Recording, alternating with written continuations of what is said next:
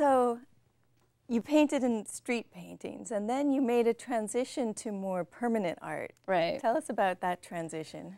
I got a lot of comments from people that they wanted to take it home.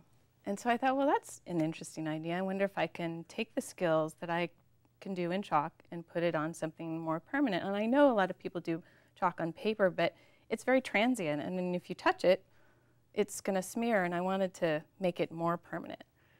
So one of our street paintings, we couldn't work on brick. It was too slick and it didn't take the chalk. Oh. So we went to an art store, got some canvas, and we did a 8 by 12 painting on the canvas. We tried it on the gessoed side and it kind of smeared off. We were like, and we just flipped it over. And on the ungessoed side, on the raw canvas, the chalk goes on like butter. It's really smooth. Pavement's very rough on your fingertips, and canvas is very sweet on your fingertips. Oh yeah, I can imagine. So I stretched canvases backwards and did the chalk paintings on them, and then I seal them with a varnish, and I sand it and seal it and sand it, and I have those to show. Yeah, you brought some in. Yeah, so tell us about the ones you brought in.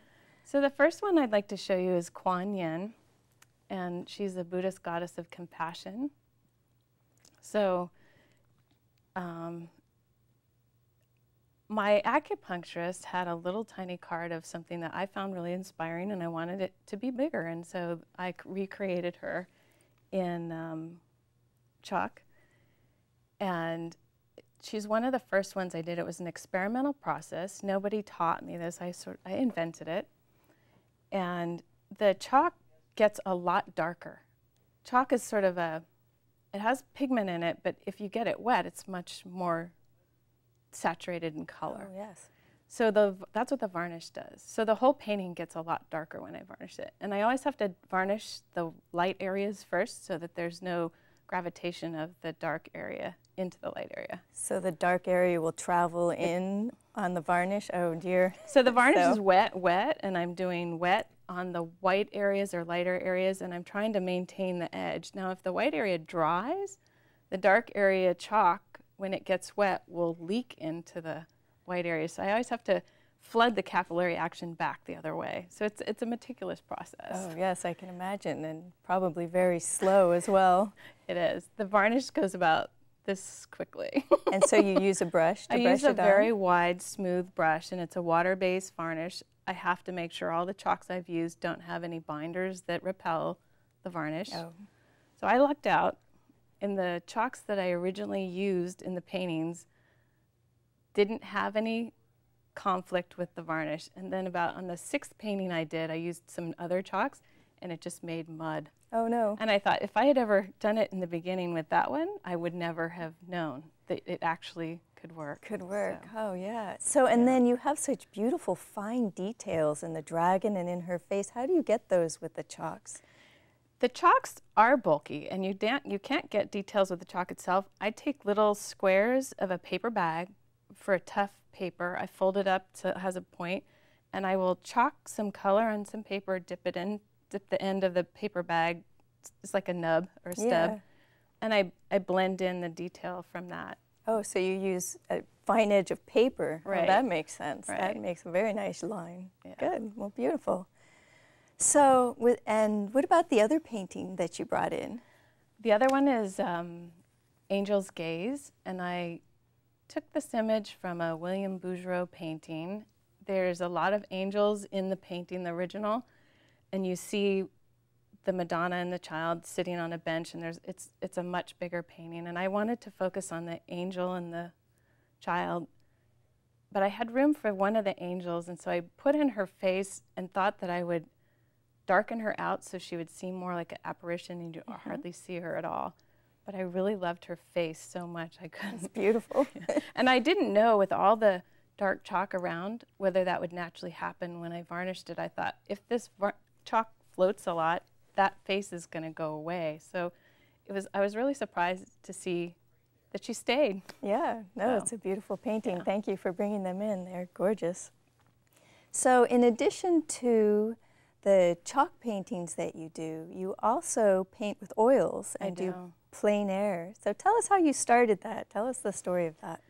I let go of oil in the 80s when I was in school because of the fumes. And I just put it away and thought, if I get headaches from an art supply, I just can't do it. And my daughter was working at an art store, and she kept bringing home different products and different materials, and she'd say, Mom, you got to try this. I'm like, no, I'm not going to do oils. And she was having so much fun. I thought, well, wait a minute, you're doing some really pretty incredible work. She's like, you should try this. So this is my first oil painting that's on. I ran across plein air painting from researching the internet and looking for the valley that I grew up in. And I ran across a painter who painted it so well. It really moved my heart. It felt like the valley. And so then I researched plein air painting and found a lot of people go outside and paint. And I was a little embarrassed to discover it so late in my life because it's a really fun thing for me. It combines my love of nature and painting. A lot of the murals that I do are outdoors, so I wanted to learn how to paint faster.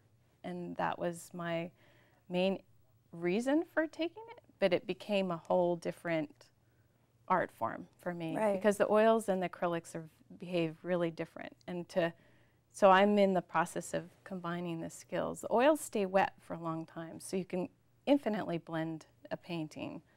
Right. And with the acrylics, it dries in like 15 or 20 minutes. Or quicker. So, yeah, right. Yeah, I use acrylics, and it's very fast. Yeah. So how quickly do you paint the plein air paintings? The plein air paintings, when I first started, that one was about 5 hours. And I actually painted that from a photograph because we got rained out. Oh. But a lot of when I go outdoors in 3 or 4 hours, I could probably paint 5 paintings if I'm really cruising. 3 or 4 different paintings? Yeah. Wow. So if I get through them quickly, or sometimes I'm painting one way and I'll turn around and I'll see another view and I'll start another one and I kind of work at them back and forth. Yeah. Or I'll do little sketch paintings, and normally when I'm doing preliminary art, I don't think of that as art, but when I go back and look at the 6x4s, I often like them better than the larger paintings. Oh, yeah. Because it's such a quick, I'll do them in an hour. So do you, when you're outdoors, do you finish the painting outdoors? You don't touch it up, you're Sometimes done? I'll take something home, and like if it starts to rain or it got dark or got too cold or something, then maybe I finish it at home. But there's a different energy when you're outside. There's spontaneous.